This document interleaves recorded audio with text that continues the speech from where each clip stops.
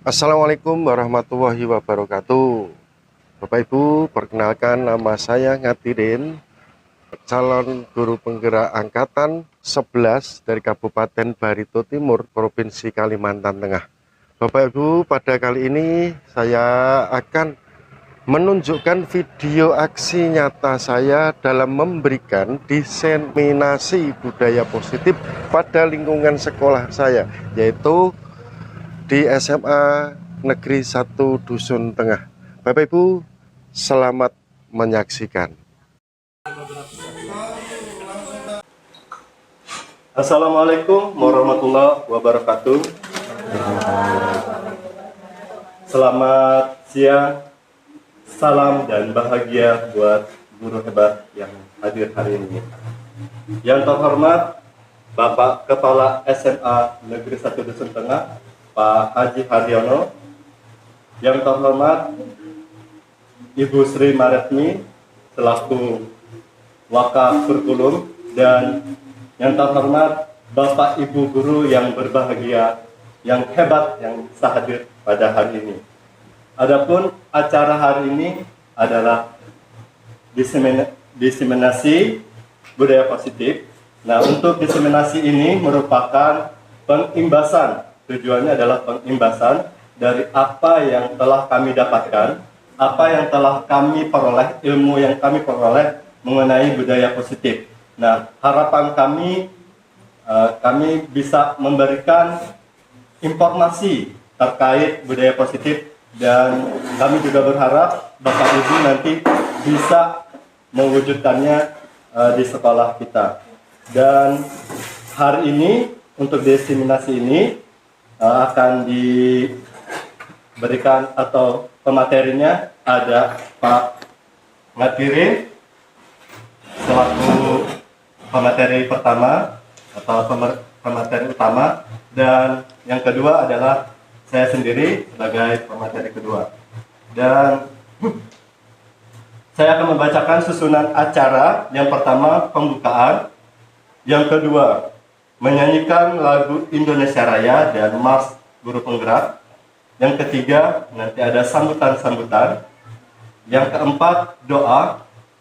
Yang kelima, penyampaian materi mengenai diseminasi budaya positif. Dan yang terakhir, penutup. Oke, untuk yang pertama, pembukaan. Marilah kita buka acara ini dengan bersama-sama membaca basmalah untuk yang asli ya. Bismillahirrahmanirrahim. Dan acara ini dibuka. Dan yang kedua, menyanyikan lagu Indonesia Raya. Bapak Ibu guru, kami persilakan untuk berdiri.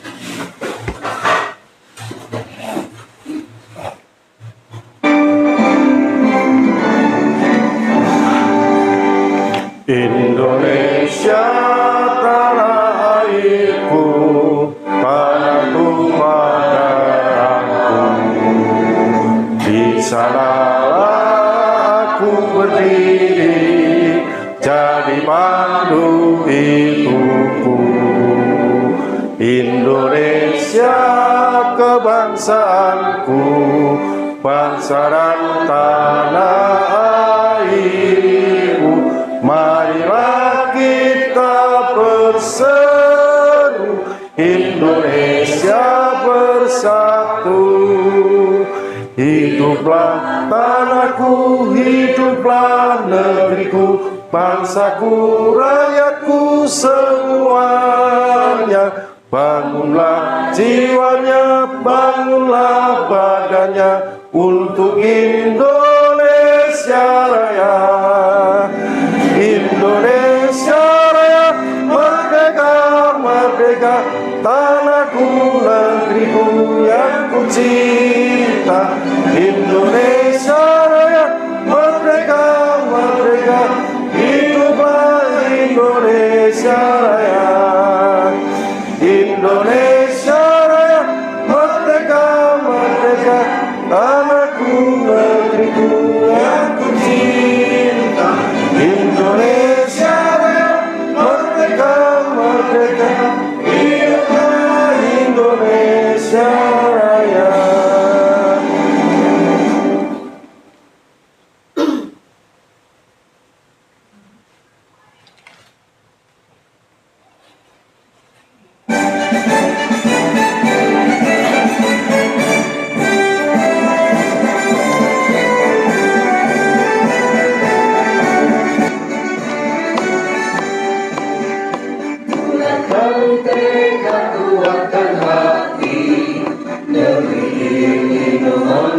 kawan.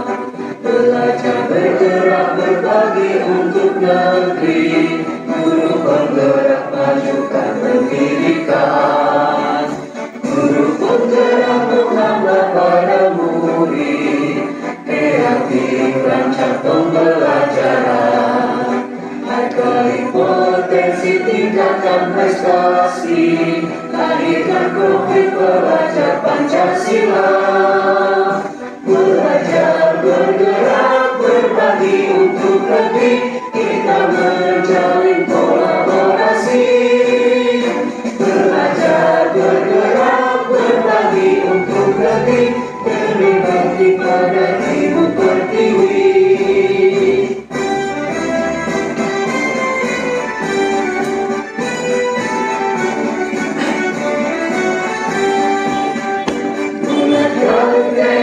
Kuatkan hati, negeri ini memanggilmu kawan. Belajar bergerak berbagi untuk negeri, guru penggerak majukan pendidikan.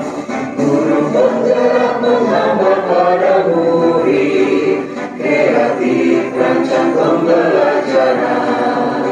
Hargai potensi, tingkatkan prestasi, lahirkan profil pelajar Pancasila. Belajar bergerak berbagi untuk negeri, kita menjalin kolaborasi. Belajar bergerak berbagi untuk negeri, demi bakti pada ibu pertiwi. Belajar bergerak berbagi untuk negeri, kita menjalin kolaborasi. Belajar bergerak berbagi untuk negeri, demi bakti pada ibu pertiwi.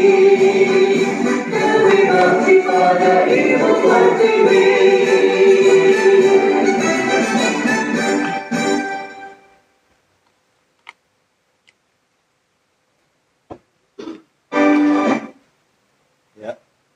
Bapak Ibu guru hebat, silakan untuk duduk kembali. Selanjutnya acara yang ketiga adalah sambutan dari Kepala SMA Negeri 1 Dusun Tengah kepada Pak Haji Haryono. Kami persilakan.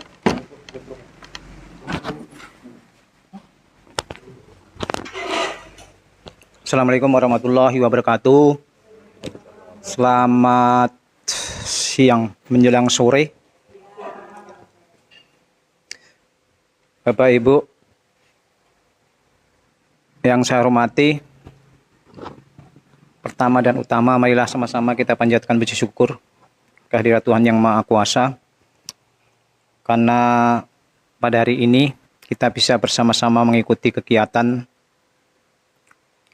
guru penggerak angkatan ke-11 dengan tema diseminasi budaya positif. Bapak Ibu yang saya hormati, saya sebagai kepala sekolah sangat-sangat mendukung kegiatan ini karena dampaknya sangat-sangat bagus terutama bagi sekolah juga untuk peningkatan mutu. Sekali lagi kegiatan ini bertujuan tadi sudah disampaikan untuk menyampaikan informasi sekaligus pengetahuan. Penyebaran informasi ini mudah-mudahan bisa dimanfaatkan oleh Bapak Ibu dalam praktek, terutama pada saat nanti kita mengajar di kelas, sehingga ini akan meningkatkan mutu sekolahan dan juga menaikkan rapot pendidikan. Karena salah satu yang mutu sekolah ini bisa dilihat dari rapot pendidikan di sekolah. Tidak banyak yang saya sampaikan. Marilah kita ikuti kegiatan ini dengan penuh semangat, dengan motivasi yang kuat dan senantiasa kita berdoa bersama-sama. Mudah-mudahan apa yang disampaikan oleh Bapak-bapak guru sekaligus ini teman rekan kerja kita, bisa diaplikasikan ke dalam kegiatan kita pada saat kita mengajar. Itu sangat-sangat penting sekali, sehingga peningkatan mutu ini akan terjadi. Kami berharap Bapak Ibu juga senantiasa tidak hanya menerima informasi, menerapkan, juga bisa berkolaborasi dengan Bapak Ibu yang sudah melaksanakan pelatihan-pelatihan, sehingga apa yang akan kita cita-citakan, apa yang akan kita inginkan terutama untuk sekolah ini bisa terwujud. Saya kira tidak banyak yang saya sampaikan. Atas perhatiannya diucapkan terima kasih. Assalamualaikum warahmatullahi wabarakatuh. Terima kasih atas sambutan dari Kepala Sekolah SMA Negeri 1 Dusun Tengah. Dan selanjutnya doa disampaikan oleh Pak Muhammad Iqbal Mutakin. Kepada Pak Iqbal, kami persilahkan. Mari sama-sama kita berdoa. Izinkan kami memimpin doa secara Islam. A'udzubillahi minasyaitonirrajim. Bismillahirrahmanirrahim. Alhamdulillahirabbil alamin wassalatu wassalamu ala asyrofil anbiya'i wal mursalin sayyidina maulana Muhammad wa ala alihi wa sahbihi ajmain. Rabbana la tuzigh qulubana ba'da idh hadaitana wa hab lana min ladunka rahmatan innaka antal wahhab. Rabbana atina fid dunya hasanah wa fil akhirati hasanah wa qina adzabannar. Wassallallahu ala sayyidina Muhammad wa ala alihi wa sahbihi wasallam. Alhamdulillahirabbil alamin.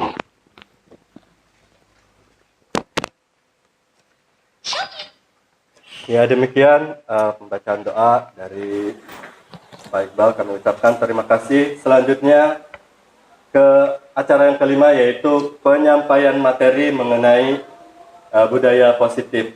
Dan untuk yang pertama, silahkan kami persilakan kepada Pak Ngatirin untuk menyampaikan terlebih dahulu tentang budaya positif. Baik, terima kasih ke Bapak Ibu semuanya. Selamat sore. Semangat? Oke, terima kasih Bapak Ibu. Di sini saya akan mengantarkan dulu karena yang pertama nanti akan disampaikan oleh Pak Abdul Ghafur tentang budaya positif. Di sini apa yang kami pahami dalam mengikuti CGP calon guru penggerak, mudah-mudahan tersampaikan dengan baik kepada Bapak Ibu dan imbasnya dapat kita lakukan menjadi budaya positif di sekolah maupun di kelas. Oke. Di sini saya sendiri dan nanti sama Bapak Ghafur. Sebelumnya Bapak Ibu silahkan berdiri dulu. Oke, silahkan berdiri dulu. Silahkan berhadap-hadapan dulu. Ayo kita senyum selama 30 detik. Kalau 30 menit nanti kelamaan. Silahkan senyum. Yang dilihat matanya bukan bibirnya. Yang dilihat matanya. Nanti kalau di bibirnya lucu nanti. Oke, kita hitung. Nah, senyum. Kelihatan giginya.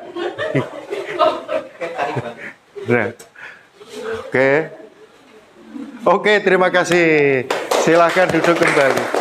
Begini Bapak Ibu, kalau jam siang-siang misalnya menghadapi murid, mau ice breaking kelihatan capek, mau senam kelihatan capek, itu saja cara yang mudah, dihadapkan, suruh senyum 30 detik. Nanti akan memancing dia ketawa dan semangat lagi Bapak Ibu. Oke Bapak Ibu, sebelum kita berlanjut ke materi selanjutnya, Bapak Ibu, kita buat kesepakatan dulu. Kita buat kesepakatan dulu di kelas kita ini yang kecil. Di antaranya adalah menghargai siapapun, menjadi pendengar yang baik, berpakaian yang rapi dan sopan, izin saat. Dan Bapak Ibu boleh menambahkan Kalau mau ditambahkan, Bapak Ibu, untuk materi pertama dari nomor 1 sampai nomor 4 tentang budaya positif nanti akan disampaikan oleh Pak Gapur. Silakan Pak Gapur dilanjutkan dulu. Ya, terima kasih untuk Pak Ngatirin yang telah memberikan ice breakingnya, sudah siap untuk mendengarkan informasi terkait budaya positif. Nah, di sini kami tadi ucapkan selamat datang ya Ibu ya. Nah, saya Abdul Gapur merupakan CGP Angkatan ke-11 untuk Kabupaten Barito Timur, dan hari ini untuk materi yang pertama adalah budaya positif. Apa itu budaya positif? Budaya positif merupakan perwujudan dari nilai-nilai atau keyakinan universal yang diterapkan di sekolah. Nah, budaya positif ini dapat mendorong murid untuk mampu berpikir, bertindak, dan mencipta sebagai proses memerdekakan dirinya, sehingga murid mampu mandiri dan bertanggung jawab.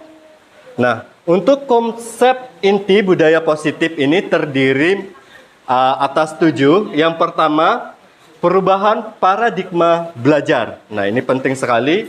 Kemudian ada disiplin positif. Yang ketiga, motivasi perilaku manusia. Yang keempat, keyakinan kelas. Yang kelima, kebutuhan dasar manusia. Yang keenam, posisi kontrol. Dan yang ketujuh, restitusi, segitiga restitusi. Nah, kita masuk yang ke pertama. Ini pembelajaran dengan paradigma baru. Pembelajaran dengan paradigma baru merupakan pembelajaran yang dirancang berdasarkan prinsip pembelajaran berdiferensiasi. Bapak Ibu mau tanya, ada yang tahu tidak? Ada yang sudah kenal tidak apa itu pembelajaran berdiferensiasi? Berdiferensiasi berasal dari kata diferensiasi. Ada Bapak Ibu sudah tahu?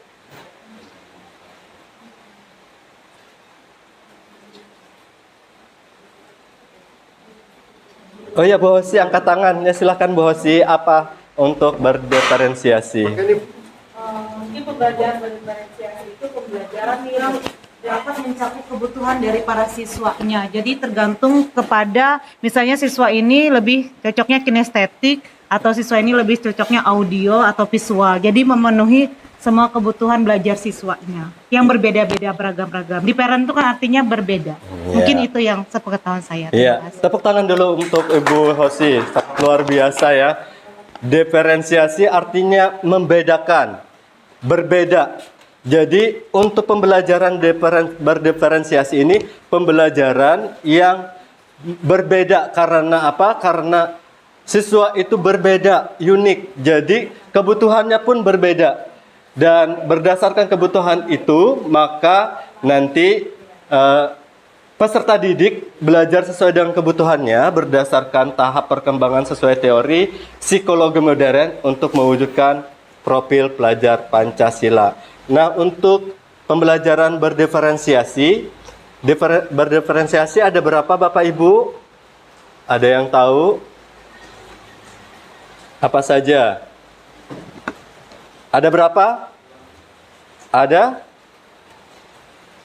Ya, ada? Ada 3. Apa saja Pak Indra? Silahkan.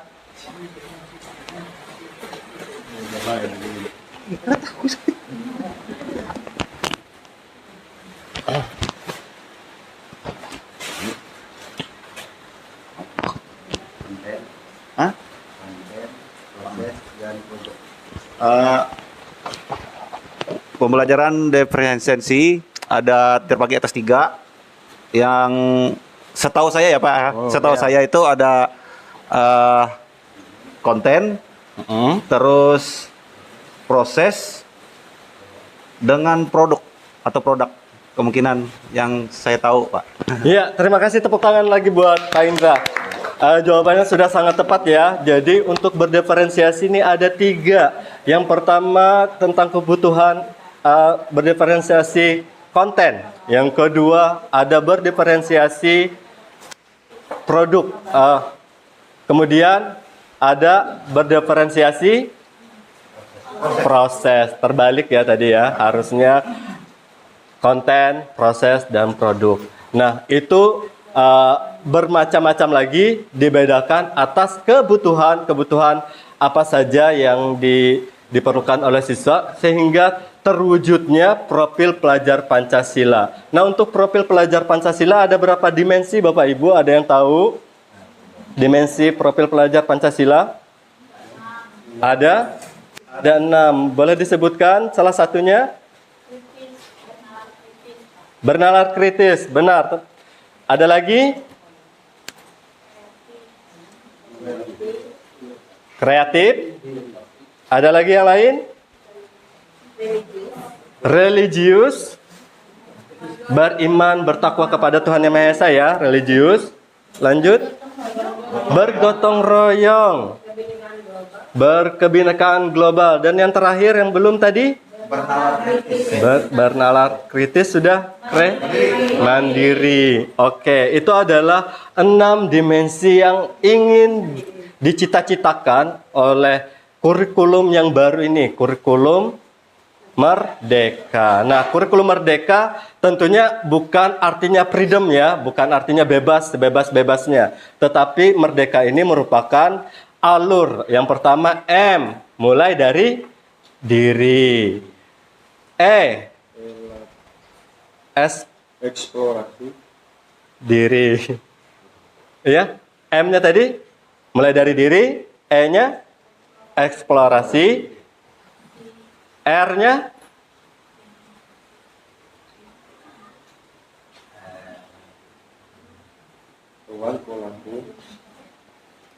ruang. Ya. Ada yang tahu? Ini kita cuma tahu kurikulum Merdeka, tapi alurnya sering kita belum tahu apa alur-alurnya itu. Agar nanti sehingga sampai dengan yang kita sebut, yang kita lihat biasanya yang disebut dengan aksi nyata yang terakhir, merdeka K-nya. Nah, ruang kolaborasi. Mer. D-nya demonstrasi. Ya. Selanjutnya E-nya elaborasi.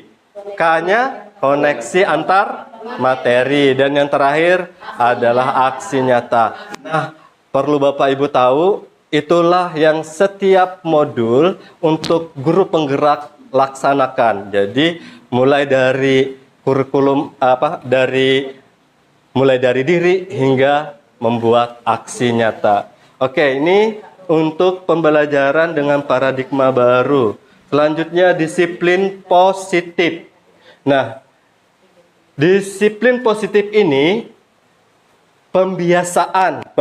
Jadi kita awali dulu dengan pembiasaan hal yang baik mencakup sikap atau perilaku maupun tutur kata oleh seluruh warga di sekolah, terutama bagi murid agar dapat berkembang menjadi pribadi yang kritis, mandiri, dan bertanggung jawab. Nah, untuk sebagai pendidik, tujuan kita, ada yang bisa melanjutkan apa tujuannya? Sebagai pendidik, tentunya menciptakan peserta didik yang memiliki disiplin diri sehingga mereka berperilaku mengacu kepada nilai-nilai kebajikan universal dan memiliki motivasi dalam diri menuju perubahan perilaku ke arah yang lebih baik. Iya, terima kasih Ibu Merlin. Nah, untuk memiliki disiplin diri sehingga mereka berperilaku mengacu kepada nilai-nilai kebajikan universal. Nah, kebajikan universal inilah nanti yang ingin kita raih dan kita dapatkan untuk siswa, dan siswa tentunya kita memiliki motivasi dalam diri menuju perubahan perilaku ke arah yang lebih baik. Selanjutnya ada motivasi perilaku manusia. Nah, untuk motivasi perilaku manusia ini ada 3. Yang pertama, untuk menghindari ketidaknyamanan atau hukuman. Nah, kenapa? Biasanya kita sering mengaitkan disiplin dengan hukuman, ya. Tetapi untuk motivasi perilaku manusia, kita sebaiknya menghindari ketidaknyamanan atau hukuman ini. Kemudian untuk mendapatkan imbalan atau penghargaan dari orang lain, yang ketiga untuk menjadi orang yang mereka inginkan dan menghargai diri sendiri dengan nilai yang mereka percaya. Ini motivasi perilaku manusia, motivasinya ya dari dalam diri memang sepertinya ada yang ini. Nah, ini nanti ada yang harus kita lakukan perubahan. Dan yang terakhir dari saya, keyakinan kelas atau sekolah. Untuk keyakinan kelas merupakan kesepakatan kelas yang diyakini bersama guru dan murid dengan harapan dapat meningkatkan kedisiplinan murid.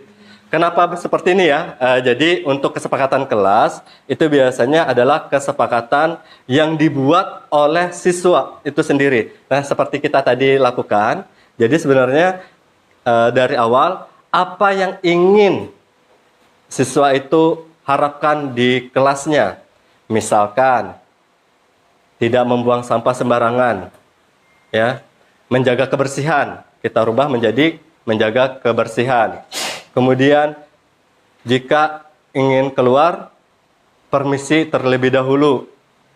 Tidak menggunakan handphone di saat jam pembelajaran jika tidak diperlukan. Nah, seperti itu contohnya untuk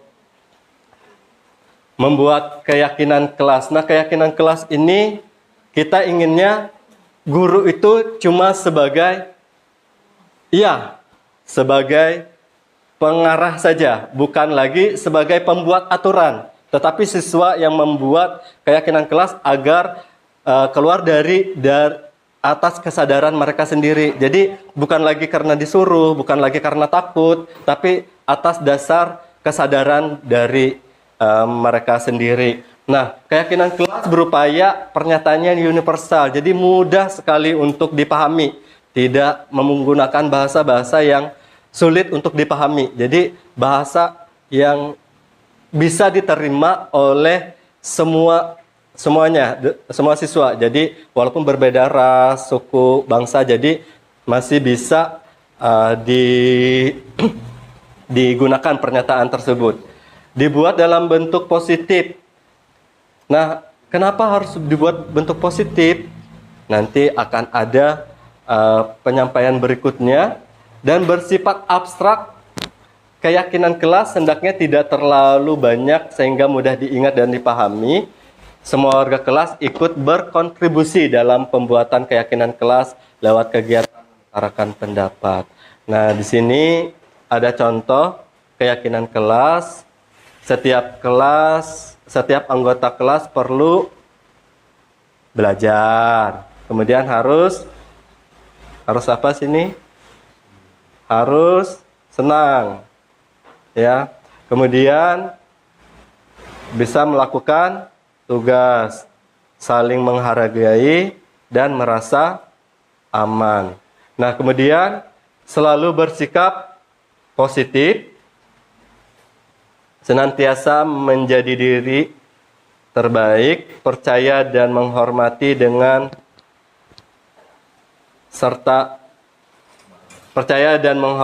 orang lain serta barang milik orang lain, ya. Jadi ini kemudian berkomitmen terhadap setiap tugas dan senantiasa membantu. Ini setiap anggota kelas yang diperlukan. Kemudian ada rasa hormat.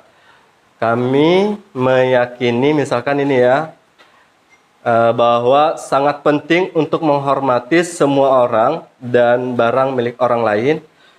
Kemudian ada bekerja, kami meyakini bahwa sangat penting untuk mengerjakan segala pekerjaan yang mengikuti kegiatan yang telah ditugaskan. Nah, ini keyakinan kelas. langkah-langkah utama dalam menetapkan keyakinan kelas serta pendalamannya. Yang pertama adalah berdiskusi, memunculkan peraturan-peraturan yang perlu ditaati warga kelas. Yang kedua, mengubah peraturan-peraturan menjadi kalimat yang lebih positif. Yang ketiga, menyarikan peraturan-peraturan menjadi nilai-nilai kebajikan atau keyakinan. Yang keempat, berdiskusi mengenai gambaran perilaku yang mencerminkan keyakinan kelas. Yang kelima, berdiskusi mengenai peran seluruh warga kelas. Dan yang terakhir, yang keenam, meninjau ulang keyakinan kelas dari waktu ke waktu. Nah, jadi keyakinan kelas ini bisa berubah, ya, masih bisa berubah sesuai dengan kondisi, bisa ditambahkan, ya. Oke, itu yang bisa saya sampaikan. Kita ice breaking terlebih dahulu ya.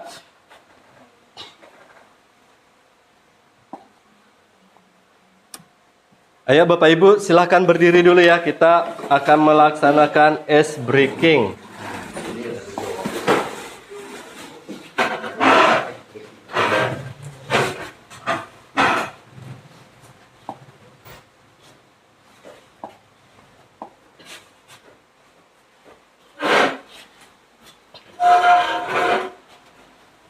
Iya, kita akan melaksanakan ice breaking ya. Kita goyang-goyang dulu biar segar ya.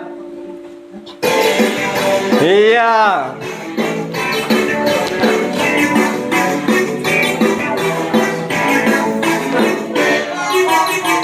Tangan diputar-putar.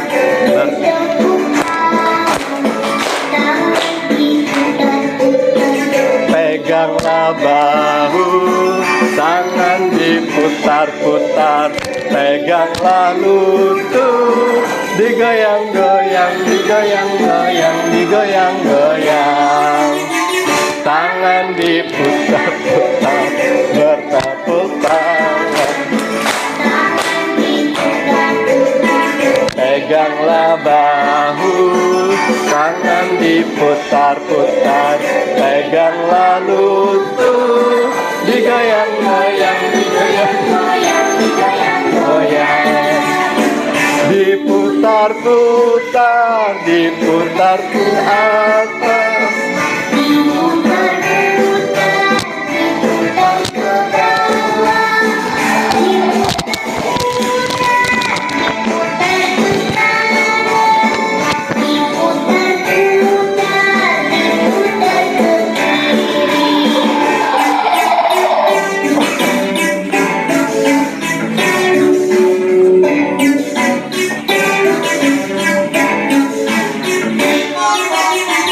tangan di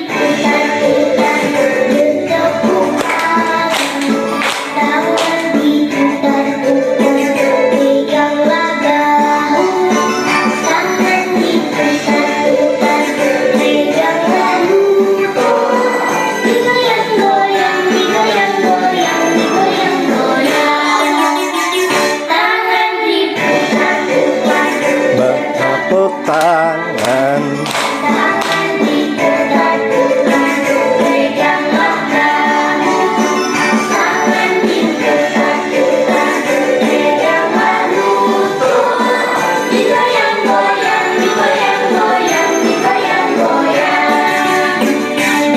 Putar-putar, diputar ke atas, diputar-putar, diputar ke bawah, diputar-putar, diputar ke kanan, diputar-putar,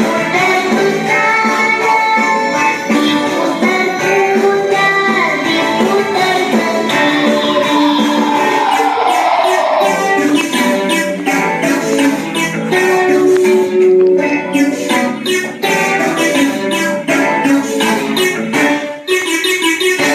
Ya, terima kasih.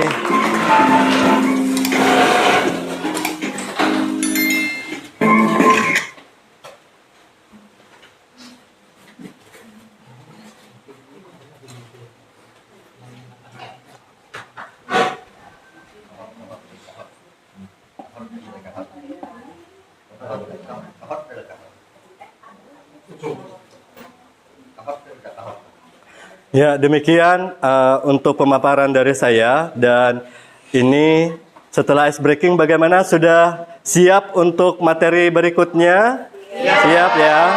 Ya, untuk kesempatan berikutnya saya persilakan untuk Pangatirin untuk menyampaikan budaya positif selanjutnya. Terima kasih. Baik Bapak Ibu, kita lanjutkan ice breaking. Nah, perkenalkan, nama saya Ngatirin, calon guru penggerak angkatan 11 SMA 1 Dusun Tengah. Bapak Ibu,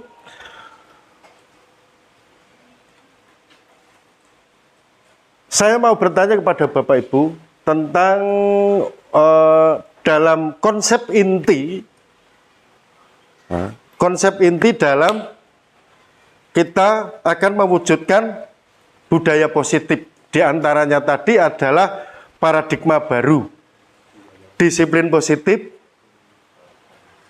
terus motivasi diri, keyakinan, kelas, kebutuhan dasar manusia, posisi kontrol guru, dan yang terakhir adalah segitiga restitusi. Bapak Ibu, kira-kira Bapak Ibu setuju nggak ketika nanti pemberian hukuman itu dapat mendisiplinkan siswa? Siapa yang setuju? Siapa yang tidak? Pemberian hukuman dapat mendisiplinkan siswa. Siapa yang setuju? Nggak apa-apa, bebas saja di sini. Ada alasan nggak? Enggak, saya nggak tanya alasan. Setuju? Setuju, dalam bentuk apapun. Setuju. Ada yang nggak setuju? Oke. Terus, pemberian hadiah dapat meningkatkan prestasi siswa. Anda setuju? Tidak setuju. Setuju. Setuju? Setuju. Ada yang nggak setuju? Oke. Terus, nah kalau ini pasti setuju. Guru harus bisa memberikan solusi pada setiap siswa yang bermasalah. Setuju? Setuju. Yang terakhir, guru berperan sebagai teman pada siswa. Setuju? Oke. Mari kita temukan di antara jawaban-jawaban ini, kira-kira ada yang setuju gimana alasannya, ada yang tidak setuju alasannya gimana. Bapak Ibu, pada dasarnya manusia itu mempunyai 5 kebutuhan dasar. Yaitu kebutuhan dasar manusia merupakan sesuatu yang kita lakukan untuk mendapatkan apa yang kita inginkan. Nah, seluruh tindakan yang kita lakukan memiliki tujuan. Semua usaha terbaik yang kita lakukan agar kebutuhan dasar kita itu dapat terpenuhi. Nah, ini khususnya ibu-ibu, Bu Sri Maretmi. Kira-kira dalam hal ini apa yang ibu butuhkan? Apa yang kira-kira ibu butuhkan sekarang ini?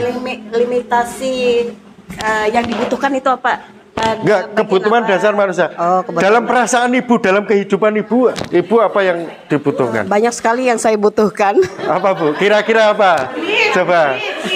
Nih, mewakili dari teman-teman ini duit katanya. Duit, Ya. oke, memberi kebutuhan.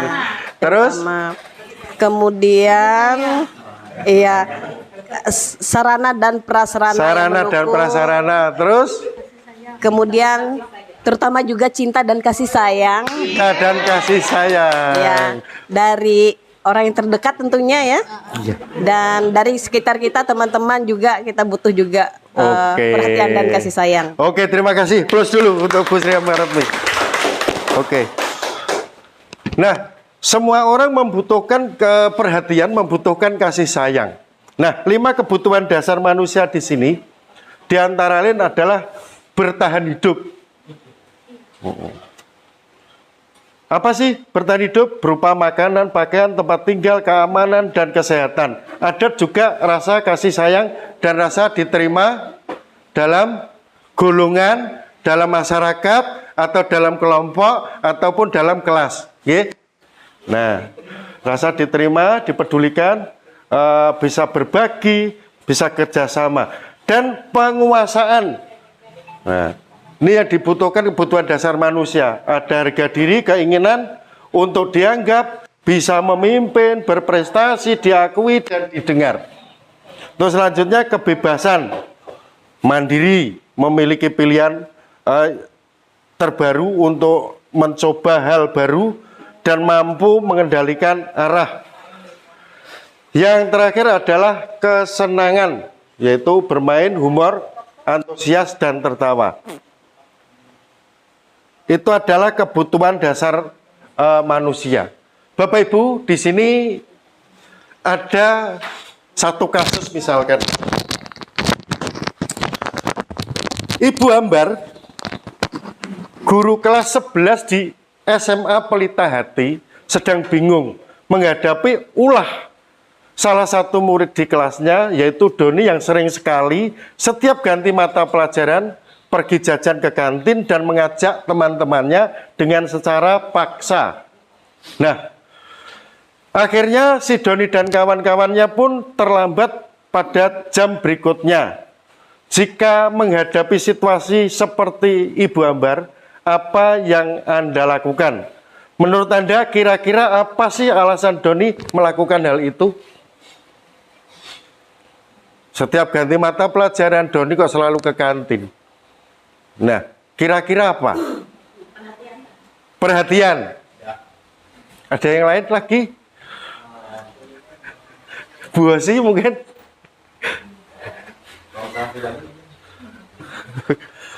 Pak Khairil? Bosan, ya. Oke, sebelum kita memarahi siswa tersebut, alangkah baiknya kita selami dulu, kita perhatikan dulu kebutuhan dasar apa sih yang harus dipenuhi murid itu. Makanya kita tidak harus langsung marah, tidak harus langsung menghukum anak itu. Nah, ketika Doni itu beralasan lapar, maka Doni berusaha untuk memenuhi kebutuhannya, yaitu bertahan hidup. Kalau lapar ya jadi pikirannya gaso, dan makanya perlu Doni bertahan hidup.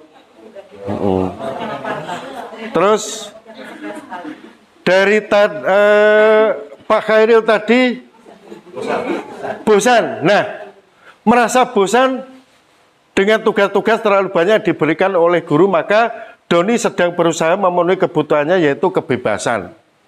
Nah, itu makanya kita sebelum kita menghukum anak atau sebelum kita menjudgment anak, sebelum kita memarah-marahi anak, kita lebih dahulu telusuri, yaitu kebutuhan dasar yang belum terpenuhi peserta didik itu apa sih? Gitu. Itu Bapak Ibu. Oke, untuk selanjutnya, kita ini sebagai guru, sebagai juga posisi kontrol. Oke. Posisi kontrol. Posisi kontrol apa sih yang kita miliki itu sebetulnya? Nah, posisi kontrol di sini ada 5, yaitu penghukum, pembuat merasa bersalah, menjadi teman, atau pemantau, atau menjadi manajer. Apa sih penghukum itu? Apa sih pemantau itu? Nah, kalau menghukum itu tidak terencana. Murid tidak tahu apa yang akan terjadi, bersifat satu arah berupa hukuman fisik atau psikologi. Nah, konsekuensi terencana disepakati sesuai peraturan. Murid tetap dibuat untuk nyaman, sikap guru selalu memonitor murid. Nah, yang paling dipercaya zaman sekarang itu Bapak Ibu, untuk kepribadian murid yang bisa nanti mewujudkan budaya positif adalah restitusi ini, yaitu proses menciptakan kondisi bagi murid untuk memperbaiki kesalahannya, dan proses kolaboratif yang mengajarkan murid untuk dibimbing mencari solusi. Ini nanti yang dipercaya untuk kurikulum kita, untuk pendidikan kita, yang dipercaya akan membuat karakter murid itu ke depannya akan lebih baik. Oke. Selanjutnya Bapak Ibu. Nah, ini adalah contoh-contoh ketika menghukum anak. Matanya melotot, suaranya tinggi. Hei kamu, terlambat kamu. Sana keliling lapangan 10 kali. Habis itu disuruh masuk, nanti di kelas, sampai di kelas sudah nggak konsen. Gitu. Mau dimasuki pelajaran apapun juga sudah nggak konsen. Nah, dengan cara-cara seperti ini hasilnya kemungkinan murid itu bisa marah, bisa dendam terhadap Bapak Ibu, gitu.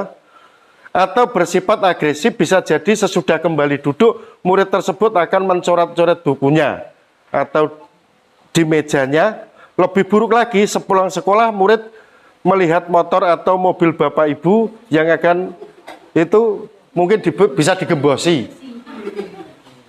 atau dicoret-coret. Nah itu Bapak Ibu. Nah, untuk selanjutnya yaitu pembuat merasa bersalah. Nah, ini kata-katanya, ini contoh kata-katanya seperti ini. Adi, kamu ini gimana? Kamu sudah berjanji dengan ibu tidak akan terlambat lagi. Kamu kenapa ya sering sekali melambat? Mengecewakan ibu. Ibu benar-benar kecewa dengan kamu. Nah, hasilnya bagaimana? Murid akan merasa bersalah. Telah mengecewakan ibu atau bapak gurunya, murid akan merasa menjadi orang yang gagal dan tidak sanggup membahagiakan orang lain. Nah, ini kadang-kadang ini yang lebih parah lagi, sikap seperti ini lebih berbahaya karena sikap penghukum karena emosi akan tertanam rapat di dalam murid daripada sikap penghukum ya. Ini lebih berbahaya. Tidak seperti murid dengan guru penghukum. Di sini di mana murid bisa menumpahkan amarahnya walaupun dengan cara negatif. Murid bisa tertekan seperti inilah yang tiba-tiba nanti akhirnya amarahnya bisa meletus duar karena pendaman-pendaman kekecewaan yang dirasakan itu. Oke. Selanjutnya Bapak Ibu. Nah, posisi kontrol guru sebagai teman. Ini yang ibu-ibu yang ini. Yang hatinya mulia, Bapak Ibu. Nah, ayolah Di, bagaimana sih kamu? Kemarin kamu sudah janji ke Bapak, bukan Anda tidak akan terlambat lagi. Nah, sambil tertawa ringan, mana jaketmu? Ayo jaketmu jangan dipakai, gitu kan? Ayo jaketmu jangan dipakai. Perlihatkan identitas kelasmu, ayo. Perlihatkan panji-panji sekolahmu. Di dalam lingkungan sekolah jangan pakai jaket. Itu kamu harus bangga. Nah, ini sebagai teman. Ini hasilnya murid akan merasa senang dan akrab dengan guru. Ini termasuk dampak yang positif. Hanya saja di sini sisi negatif murid menjadi tergantung pada guru tersebut. Bila ada masalah, dia merasa bisa mengandalkan guru tersebut untuk membantunya akibat lain dari posisi teman. Adi hanya akan berbuat sesuatu bila yang menyuruh itu guru tertentu yang dianggapnya sebagai teman. Ya. Nah, yang ini pemantau. Adi, tahukah kamu jam berapa kita memulai pelajaran? Tahu Pak, kamu terlambat 15 menit. Apakah kamu sudah mengerti konsekuensinya yang harus dilakukan? Paham Pak, saya harus tinggal kelas pada jam istirahat nanti dan mengerjakan tugas-tugas dan sebagainya. Ini hasilnya murid memahami konsekuensi yang harus dijalankan karena telah melanggar salah satu peraturan yang ada di sekolah. Bapak Ibu, nah posisi manajer ini yang dipercaya nanti bisa membawa karakter murid untuk melakukan sesuatu yang positif ke masa depan. Adi, apakah kamu mengetahui jam berapa sekolah dimulai? Tahu Pak, jam 7. Oh ya, jadi kamu terlambat. Kira-kira bagaimana kamu akan memperbaiki hal tersebut? Nah, saya bisa menanyakan teman saya Pak untuk mengejar tugas-tugas saya yang tertinggal. Baik, itu bisa dilakukan. Apakah besok akan ada masalah untuk kamu agar bisa hadir tepat waktu, Adi? Tidak Pak, saya bisa hadir tepat waktu. Baik, saya menghargai usahamu untuk memperbaiki diri. Nah, ini bagaimana perasaan murid seperti ini? Perasaan murid seperti ini akan menjadi lebih kuat. Karena tidak merasa dicemooh, tidak merasa dihukum, tidak merasa dipantau, dimulai dengan dirinya sendiri. Secara intrinsik, dimulai dengan diri sendiri. Baik, kita lanjutkan Bapak Ibu. Nah, posisi kontrol. Nih, posisi kontrol. Kalau penghukum, itu sukanya penghardik, menunjuk-nunjuk, menyakiti, menyindir. Membuat orang merasa bersalah, berceramah dulu. Dan seharusnya. Seperti kasusnya Doni tadi. Ketika terlambat, nggak usah ditanya, nggak usah apa, lari 10 meter sebanyak 80 kali, bolak-balik. Kalau sifatnya menghukum, posisi kontrol kita sebagai penghukum. Tapi kalau posisi kita itu sebagai pembuat orang-orang bersalah, jadi ya didudukan dulu, diomongin dulu, perlu waktu lebih panjang. Nah, dan posisi teman di sini dan sebagainya. Oke. Nah, ini kuis untuk Bapak Ibu. Posisi kontrol apakah aku ketika ini? Kira-kira apa? Saya kecewa sekali dengan kamu. Kira-kira posisi kontrol apa sih ini? Apa? Pembuat? Coba kita lihat. Oh iya. Oke. Terus posisi kontrol apakah aku? Kamu tidak pernah melakukan dengan benar. Penghukum. Oh iya, penghukum.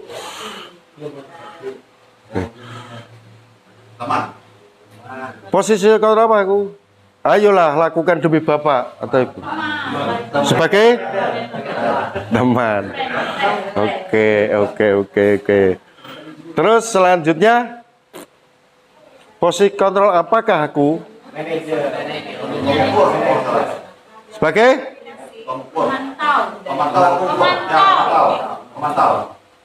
Kamu terlambat 15 menit. Apakah kamu sudah mengerti konsekuensi dari kan? Oke, kita lihat. Pemantau. Oke. Kita lanjutkan. Nah, ini manajer. Oke, Bapak Ibu, untuk selanjutnya kita memasuki yaitu konsep inti dari budaya positif yang ketujuh, yaitu tentang segitiga restitusi. Ini kata-kata baru. Apa sih segitiga restitusi? Segitiga restitusi adalah suatu proses dialog yang dijalankan guru atau orang tua agar dapat menghasilkan murid yang mandiri dan bertanggung jawab. Segitiga restitusi membantu murid memiliki tujuan, disiplin positif, dan memperbaiki dirinya setelah berbuat salah. Nah, restitusi bukan untuk menebus kesalahan, namun untuk belajar dari kesalahan. Nah, 3 yaitu tentang segitiga restitusi. Yang pertama, menstabilkan identitas. Jadi ketika anak terlambat, ketika Doni tadi terlambat, itu kata-katanya seperti ini. Doni, berbuat Anda salah itu, Anda terlambat itu biasa. Bapak dulu juga pernah terlambat. Bukan kok kita itu membenarkan kesalahan Doni, tidak. Tidak. Tapi kita sebagai orang tua memaklumi bahwa setiap manusia itu pasti mempunyai kesalahan. Begitu itu. Dan Bapak juga Ibu permasalahan itu untuk selanjutnya menvalidasi tindakan yang salah. Jadi ketika kita itu memposisikan, menstabilkan, jadi tidak selalu menyalahkan murid itu, dia akan berbicara sendiri dengan hatinya. Coba ceritakan apa sih yang sebetulnya terjadi itu apa? Dia akan bercerita dari isi hatinya. Jadi dia tidak merasa tertekan dan dia tidak mungkin bisa berbohong. Nah, kalau kita kejar-kejar terus dengan kata-kata kasar, tidak dari hati ke hati, mungkin anak itu tertekan dan bisa berbohong. Tapi kalau kita validasi dengan tindakan yang salah seperti apa, kamu pasti melakukan itu pasti punya alasan tertentu. Kenapa sih? Ada apa sih? Sebetulnya gimana sih? Dia akan cerita. Untuk selanjutnya, tentang keyakinan kelas atau keyakinan sekolahnya yang mungkin telah disepakati. Nah, dari itu perbuatanmu itu kamu melanggar ini, apa sih yang telah kamu langgar dari kesepakatan yang kita buat?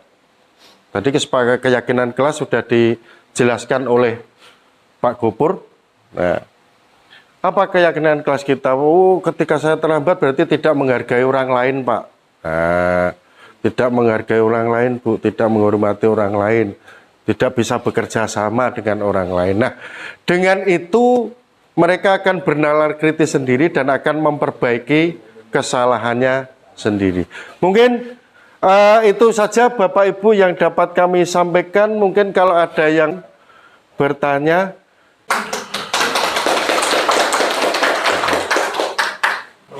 Silakan Pak Indra. Oke. Terima kasih atas kesempatan yang telah diberikan.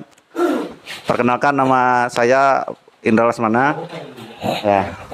Tadi saya ingin bertanya Pak, yang mengenai yang boleh atau tidaknya mengenai pemberian hadiah untuk siswa. Jadi mungkin bisa dijelaskan secara gitu. Apa dampak positif dengan dampak negatifnya mungkin? Oke. Tentang motivasi diri. Nggih, tentang motivasi. Nah, ya, motivasi perilaku bukan pemberian hadiah. Pemberian hadiah kepada siswa yang berprestasi itu adalah masuk pada motivasi perilaku manusia. Tapi kebiasaan, jangan sampai kebiasaan. Karena gini, kalau anak-anak itu disuruh salaman berbaris di depan kelas secara rapi, nanti kalau sudah rapi diberi coklat satu-satu oleh satu guru misalnya. Oleh satu guru ya. Nah, nanti dia ketika guru itu datang membawa coklat setiap 1 kali minggu bertemu, dia akan berbaris rapi. Wah, Bu Guru itu datang. Nah, ketika dihadapkan dengan guru yang lain, anak itu tidak bisa tertib. Nah, jadi pemberian sesuatu kepada anak yang prestasi itu tidak bisa dibiasakan karena mereka melakukan suatu orientasinya hanya mengharapkan penghargaan. Hanya mengharapkan penghargaan itu, Bapak Ibu. Jadi orientasinya bukan dari diri sendiri, tapi cuma hanya mengharapkan upah atau hanya mengharapkan imbalan gitu. Itu mungkin. Selamat siang menjelang sore. Terima kasih atas kesempatan yang diberikan kepada saya. Perkenalkan, nama saya Hosiana Restiati, BR Marpaung. Di sini saya ingin bertanya, ada pada slide tadi itu Pak mengenai disiplin positif bersifat abstrak kalau tidak salah. Mohon dijelaskan itu seperti apa maksudnya Pak tadi. Gopur, silakan Bu Merlina. Iya, terima kasih atas kesempatan yang diberikan. Selamat siang menjelang sore. Perkenalkan, nama saya Marlina. Saya ingin menanyakan kepada Bapak Ngatirin selaku pembicara kedua mengenai budaya disiplin positif. Yang ingin saya tanyakan di sini, apa saja sikap yang dilakukan untuk budaya positif yang dilakukan atau direalisasi di lingkungan sekolah kita SMAN 1 Dusun Timur. Itu saja, terima kasih. Dusun Tengah. Terima kasih. Oke, terima kasih Bu. Ya. Sekalian Bu Maret. Ya, selamat sore semuanya. Ya, perkenalkan, ya, nama saya Sri Maretmi. Ya. Saya seorang guru tua di sini. Pada lagu Guru Penggerak tadi, ya, ini mungkin pertama kali saya menyanyi lagu Guru Penggerak tadi, ya. Nah, di situ ada kalimat bahwa guru itu menghamba kepada murid, ya, menghamba. Nah, mungkin bapak-bapak yang di sini, ya, sebagai pembicara, baik itu Pak Gapur atau Pak Ngatirin, mungkin bisa menjelaskan apa sih menghamba itu, ya, menghamba kepada murid, ya. Nah, apa sih itu, ya? Jadi itu aja dulu, ya, yang bisa saya sampaikan, ya. Terima kasih. Baik, terima kasih Bu. Tepuk tangan dulu.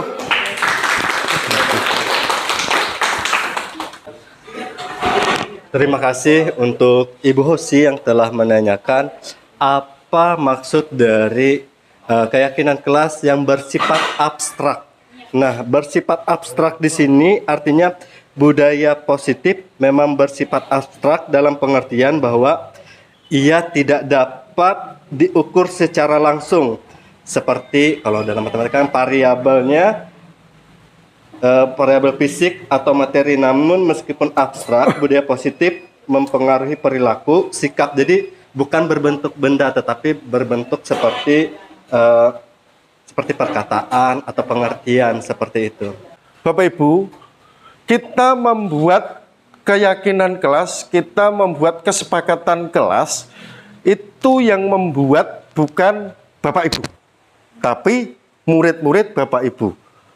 Jadi Bapak Ibu hanya memantau.